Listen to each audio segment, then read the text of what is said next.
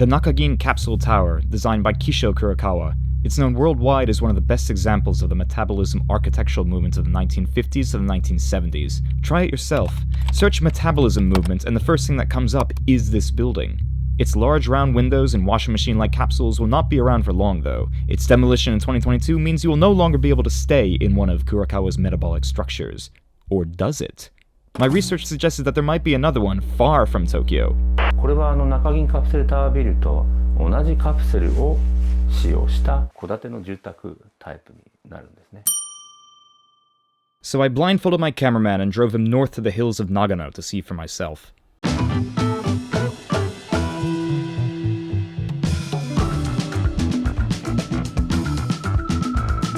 Yo Alex, where are we going, dude? So I don't know if you know this, but I was in a video on Abroad in Japan. You know, Abroad in Japan. You know Chris Broad. You ever heard of that? I know. Yeah. So in Ginza, there's this building called the Nakagin Capsule Tower, and I went over there and shot it with him. This crazy building is 130 or 40 different little capsules, about 8 square meters each. And the architect of that is actually a really famous Japanese architect. His name is Kisho Kurokawa. He actually did, as like a proof of concept, a little house in the middle of the forest up in Karuizawa, which is in Nagano, right? That's where we're going right now. I know it's been a long drive, about 3 hours from Tokyo, sorry about that. But this is going to be absolutely insane, I'm gonna tell you right now. You ready for this? Yeah, let's do it. All right, good. Yo, but we're gonna do that dressed in that, dude? For real? What's wrong with this? Bro. All right, hold on, let's stop, all right? I'll get something.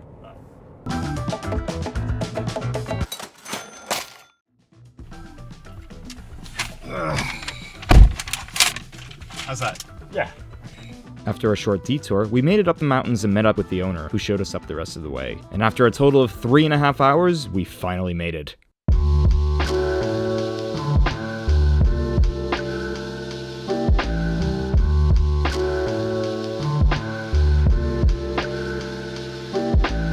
So we went up a winding road for a very long time and went down the wrong road at one point, but we're finally here and it looks so cool from the outside. I just want to go check out the inside. So let's go.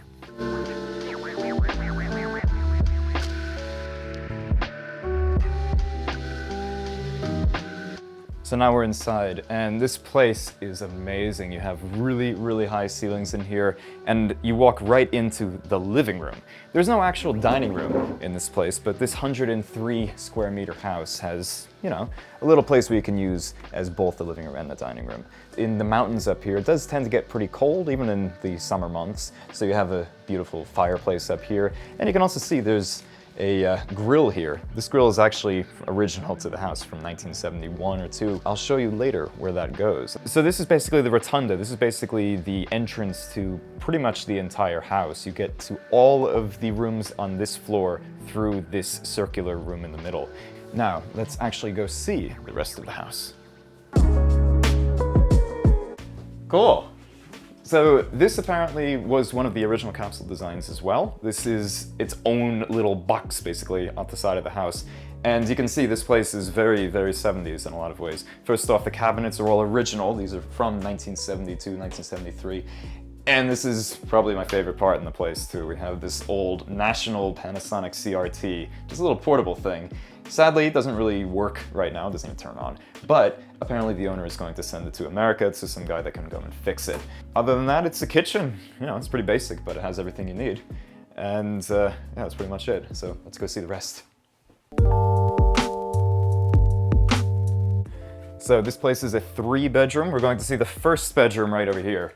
This is just amazing. So if you've ever seen the video that Chris did about the Nakagin Capsule Tower building, you can kind of see the resemblance to it. You have your huge, huge window over here. This is made of acrylic, so this is not just gonna like break, thankfully.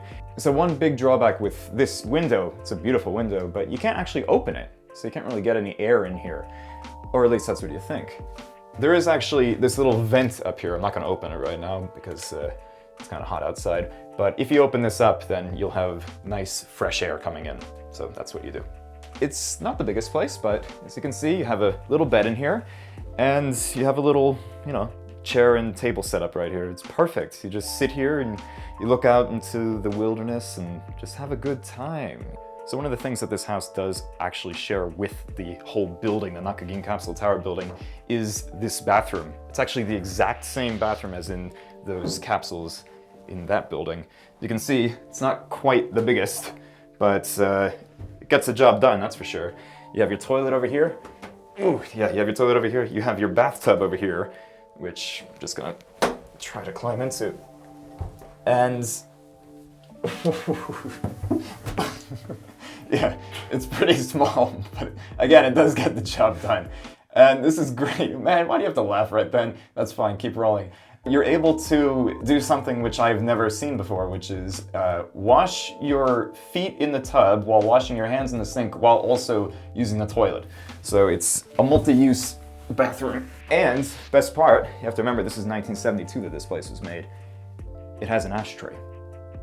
So now we're going to see the second of the 4 bedrooms. This bedroom is unique in that it is the exact same interior as the Nakagin Capsule Tower building.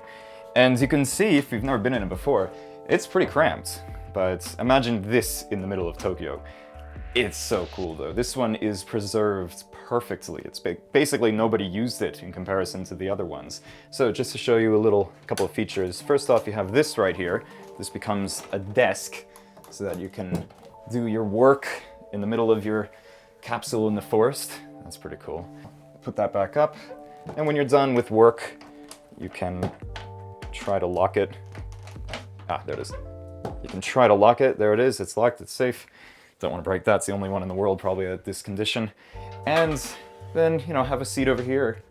Watch TV on your old Sony Trinitron from 1972.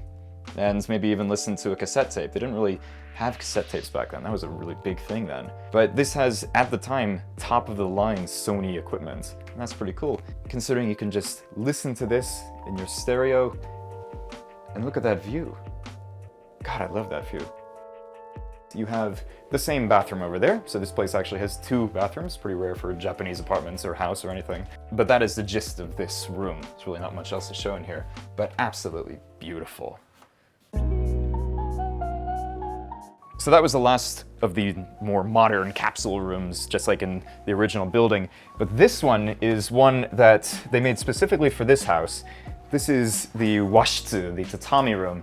And come on, take off your slippers. Oh, sorry. Yeah. Yeah. So if you didn't know this, you're actually supposed to take off your slippers when you get into the tatami room. The more you know.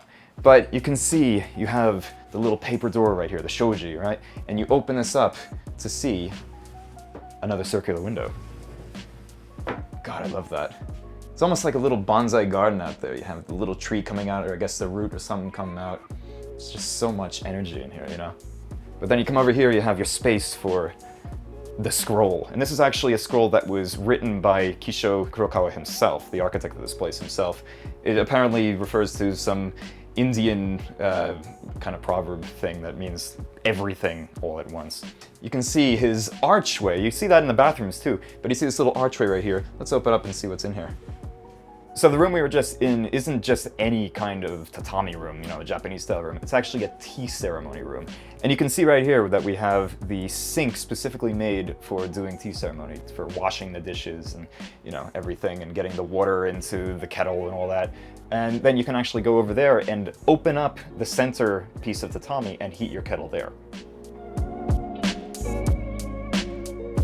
Hey there. All right, last bedroom. This is actually the biggest of the bedrooms in here. This is the one that the architect himself was staying in whenever he would come up here. Let's go check it out. It's actually downstairs, so let's go down the spiral staircase and see.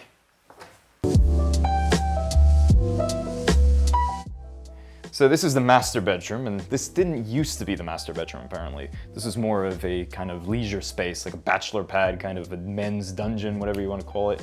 What's that called? A man cave. A man cave. Yes, a man cave. This was the man cave. They had darts down here. You know, you play chess or whatever, just kind of like relax. You have a 2.4 meter high window. It's about 8 feet something, huge. He put this in here to connect the nature outside with the indoors as well, and put you in this kind of in-between limbo space where you can be both outside and inside at the same time. And I have to say, it definitely feels like it. It is unbelievable in here. There's actually one more place in here that we have to show you, and it's not the inside, it's actually the outside. It's right here. This is the rooftop. It's kind of hard to tell because we're just off the driveway. And originally this was the parking area right here. You can see there's lines down here. But over here, this is where you would have your outdoor parties with everybody. And if you remember, there was that barbecue downstairs. This is actually where it goes, right here, right in a circle. Perfect little space for it. Okay, so one thing I didn't notice when we were inside, if you look up there, there's actually a satellite dish, right? So that's for the TV. As you can see, it says 4K, but it also says 8K. This place gets 8K reception in the middle of the mountains. To the right of here, the architects didn't want to just have an exposed chimney, right? So what he did is he actually put all of these volcanic rocks onto the chimney, which just makes it a little bit cooler.